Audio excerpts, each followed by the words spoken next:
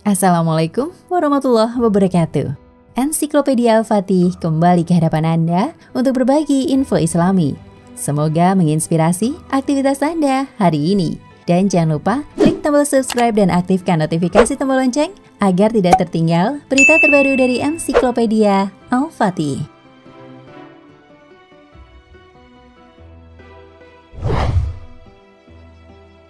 Kedatangan bulan Desember, umat Kristen di seluruh dunia gegap gempita mengadakan perayaan Natal. Tanggal 25 menjadi puncaknya. Ia ditetapkan sebagai hari raya karena dipercaya bertepatan dengan hari kelahiran Yesus. Christmas diartikan sebagai hari kelahiran Yesus yang dirayakan oleh hampir semua orang Kristen di dunia. Berasal dari ajaran Gereja Katolik Roma.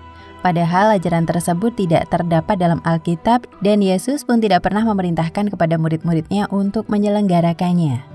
Perayaan yang masuk ke dalam ajaran Gereja Katolik Roma pada abad keempat ini berasal dari upacara adat masyarakat penyembah berhala. Perayaan Natal yang diselenggarakan di seluruh dunia ini sama sekali tidak mempunyai dasar dari Alkitab. Natal berdasarkan kepercayaan penyembah berhala yang dianut oleh masyarakat Babilonia kuno di bawah Raja Nimrod atau cucunya Ham, anak Nabi Nuh. Nimrod inilah orang pertama yang mendirikan Menara Babel, membangun kota Babilonia, Niniweah, dan lain-lain, serta kerajaan di dunia dengan sistem kehidupan, ekonomi, dan dasar-dasar pemerintahan. Nimrod ini adalah sekarang pembangkang Tuhan. Jumlah kejahatannya amat banyak. Di antaranya, dia mengawini ibu kandungnya sendiri, Semiramis. Setelah Nimrod meninggal, ibunya yang merangkap istrinya menyebarkan ajaran Nimrod bahwa roh Nimrod tetap hidup selamanya walaupun jasadnya telah mati. Adanya pohon evergreen yang tumbuh di atas sebatang pohon kayu yang telah mati ditafsirkan oleh Semiramis sebagai bukti kehidupan baru bagi Nimrod. Untuk mengenang hari kelahiran Nimrod setiap tanggal 25 Desember, Semiramis menggantungkan bingkisan pada ranting-ranting pohon itu sebagai peringatan hari kelahiran Nimrod. Inilah asal-usul pohon Natal. Memulai pemujaan kepada Nimrod, akhirnya Nimrod dianggap sebagai anak suci dari surga. Dari perjalanan sejarah dan pergantian generasi ke generasi, dari masa ke masa, dari satu bangsa ke bangsa lainnya, akhirnya penyembahan terhadap berhala Babilonia ini berubah menjadi Mesias palsu, yaitu berupa Dewa Baal, anak Dewa Matahari. Pada abad keempat dan kelima Masehi, ketika dunia pagan Romawi menerima agama baru yang disebut Kristen, mereka telah mempunyai kepercayaan dan kebiasaan pemujaan terhadap Dewi Madonna jauh sebelum Kristen lahir. Natal adalah acara ritual yang berasal dari Babilonia kuno yang saat itu puluhan abad yang lalu belum mengenal agama yang benar dan akhirnya terwariskan sampai sekarang ini. Di Mesir jauh sebelum Yesus dilahirkan, setiap tahun mereka merayakan kelahiran anak Dewi Isis atau Dewi Langit yang mereka percaya lahir pada tanggal 25 Desember.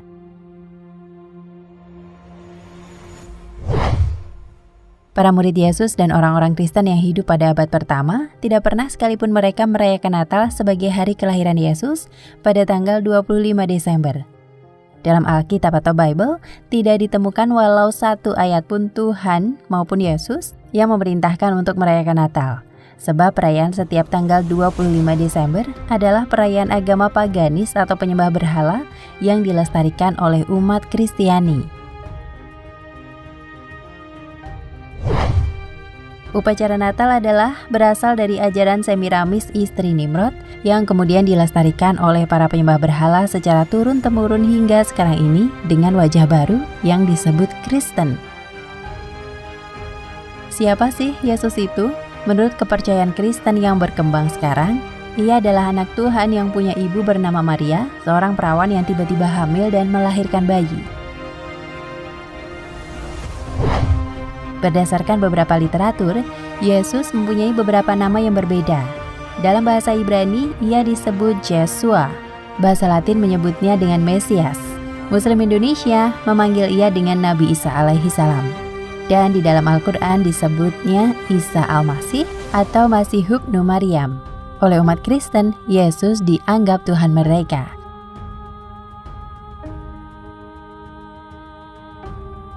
Kepercayaan ini berdasar pada konsep teologi atau teologi atau ketuhanan Trinitas. Apa itu Trinitas?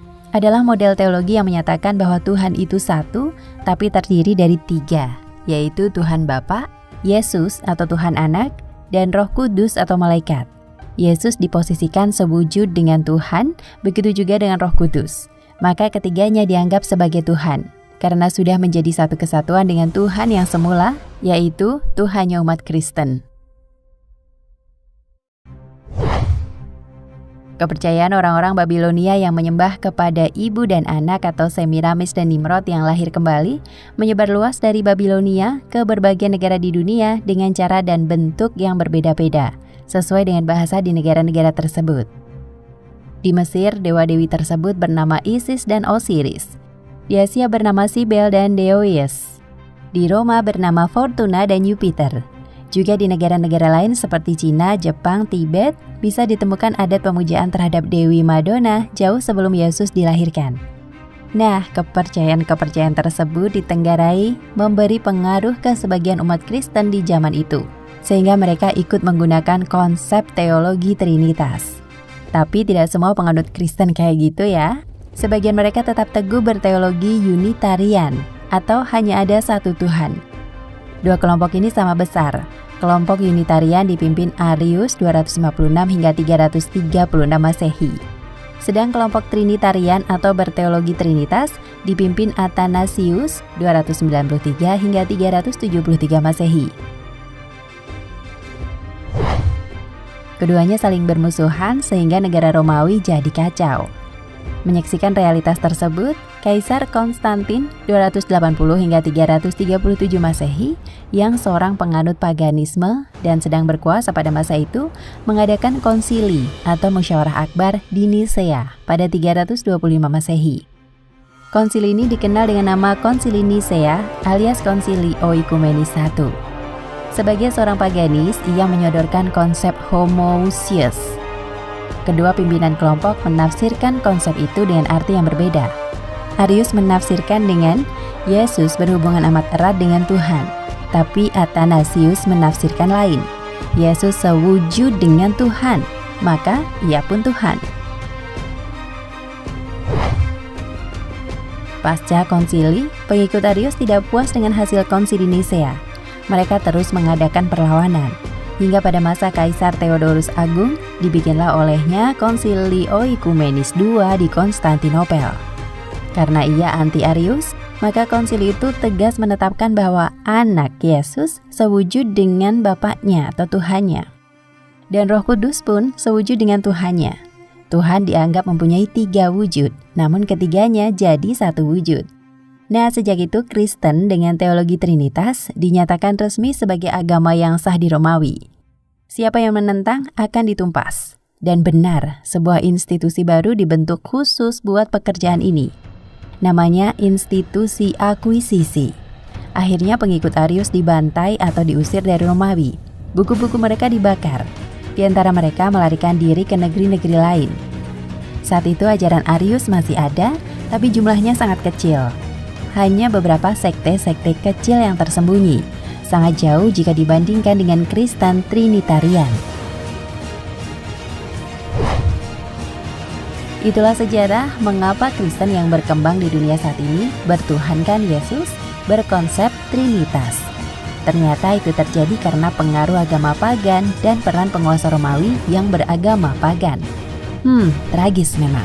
Maka bersyukurlah kita yang muslim yang istiqomah memegang konsep tauhid, yang kemurnian kitab sucinya dijamin oleh Allah Subhanahu wa Ta'ala dan dijanjikan olehnya kemenangan di dunia dan tempat kembali berupa syurga.